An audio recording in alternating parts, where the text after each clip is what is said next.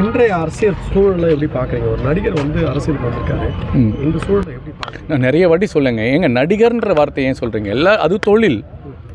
ஒரு டாக்டர்னா அவங்க தொழில், இன்ஜினியர்னா தொழில். நடிகர் வரக்கூடாதுன்னு ஏதாவது அரசியலமைப்பு சட்டத்தில் இருக்குங்களா? சொல்லுங்கள், நீங்கள் சொல்லுங்கள். ஏன் நடிகர் அரசியலுக்கு வர்றாரு? அப்படி பார்த்தா நம்ம மாண்புமிகு துணை முதல்வரும் ஒரு நடிகர் தானே. இதுக்கு முன்னாடி நம் நாட்டை வந்து நல்ல ஆட்சி செஞ்சு போனவங்களும் சினிமா துறையிலேருந்து வந்தவங்க தானே. ஐயா கலைஞராக இருக்கட்டும், ஐயா எம்ஜிஆராக இருக்கட்டும், அம்மா ஜெயலலிதா அவர்கள் எல்லாமே சினிமா பின்புலம் உள்ளவங்க தானே. இப்போ ஒரு ஆளுமையுள்ள ஒரு கவர்ச்சியுள்ள தலைவர் எங்கள் தமிழக வெற்றிக் கழக தலைவர் விஜய் வரும்போது மட்டும் நடிகர்னு சொல்கிறதுல அர்த்தமே இல்லை. அது நீங்களும் இந்த மாதிரி கேட்காதீங்க ப்ளீஸ். நிருபர்கள் நீங்கள் வந்து அது கேட்கக்கூடாது.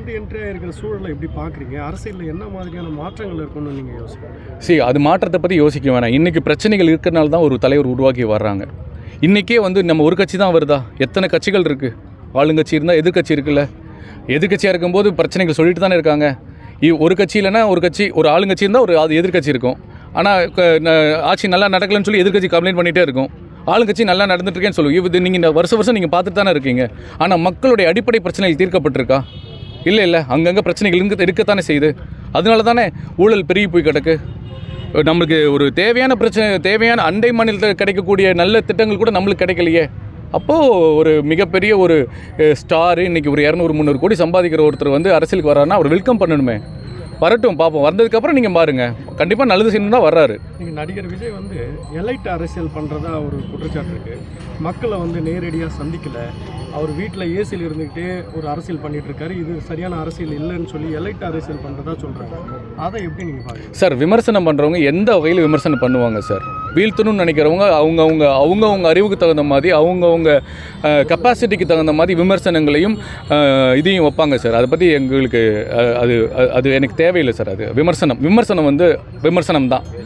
அதனால் இப்போ ஆரம்பித்த கட்சி ஒரு 4-5 மாதம் ஆகுது. அடுத்தடுத்து நிறைய திட்டங்கள் இருக்குது, நிறைய ஸ்ட்ராட்டஜி இருக்குது, மக்களை சந்திக்கிற எல்லா விஷயங்களும் இருக்குது. அவங்க தலைமை நிர்வாகிகள் வந்து சொல்லுவாங்க, நான் ஒரு சாதாரண தொண்டன், தளபதியோட அன்பு தம்பி, அவ்வளோதான். அவருக்காக நான் ஃபுல்லாக வேலை செய்யலான் இருக்கேன்.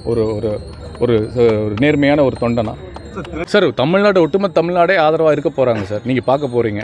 இப்போது இல்லை சார், மாநாடு நடக்கிறதுக்கு முன்னாடி நீங்கள் எல்லாமே கேள்வி கேட்டீங்க, மாநாடு நடக்குமா, சக்ஸஸ் ஆகுமான்னு.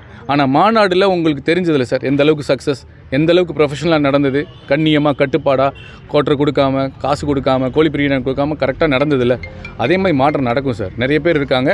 அதே மாதிரி வாக்கு சதவிகிதம் போல் ஆகும் இல்லையா, 60-70 தான் ஆயிருக்கு. இந்த வாட்டி 70-80 வரும் சார்.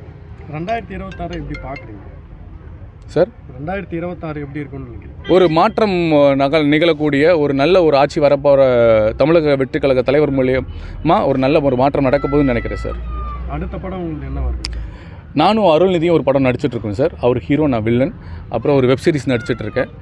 நல்லா போயிட்டுருக்கு சார்.